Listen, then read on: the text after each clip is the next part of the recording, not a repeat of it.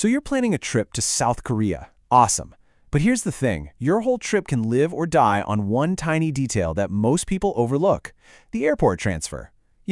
Getting it right means your vacation starts off perfectly, but getting it wrong, it can turn into a complete nightmare before you've even left the airport.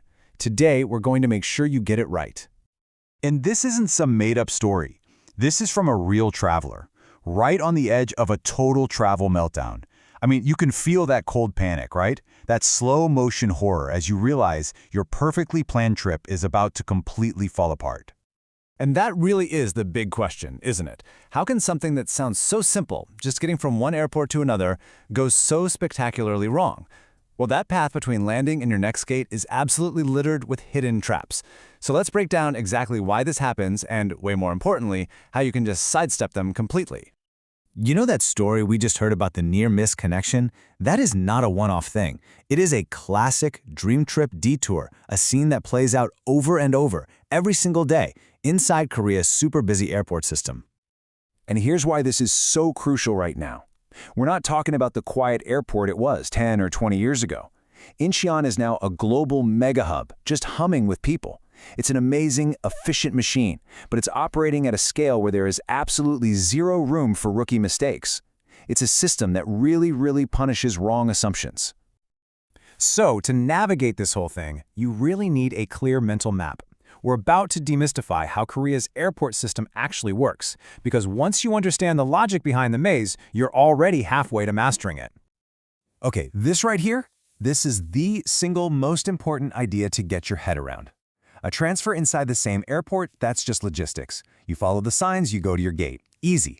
But transferring between airports, say from Incheon to Gimpo, that is a whole different ballgame. You have to think of it like a mini project with a bunch of steps that can all go wrong. And here's what that project actually looks like. You're not just taking a quick stroll to another gate. No way. You have to officially enter the country, which means going through immigration. Then you wait for your checked luggage. Then you have to find your way to the train or bus, travel across a massive city, and then, only then, do you start the entire check-in and security process all over again at the new airport. And here's the kicker. If you book those flights on separate tickets, the airline has zero obligation to help you if you're late. You are completely on your own. All right, let's get right into the heart of it. We've pinpointed the 8 most common and costly traps that snag travelers all the time. Think of this as your guide to the mistakes you don't have to make yourself. So this is the big one, the most dangerous trap of all. People glance at a map on their phone, see Incheon and Gimpo look kinda close, and think, oh, it's just a quick 20-minute shuttle ride. It is not.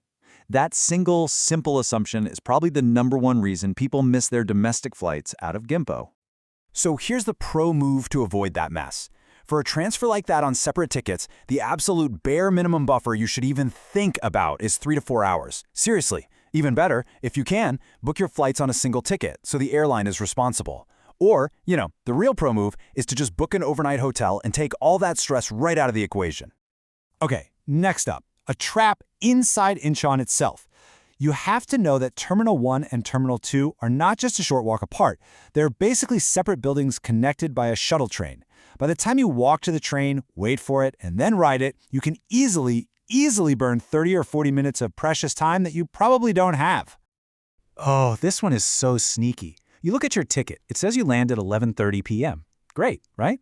But by the time you actually get off the plane, get through immigration, and get your bags, it's often past midnight.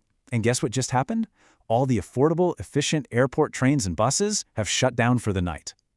And that mistake leads directly to this. A surprise, last-minute taxi ride from Incheon into downtown Seoul can easily hit 100,000 won. That's about $75. It's a huge, unplanned hit to your budget, all because you didn't account for what happens after midnight.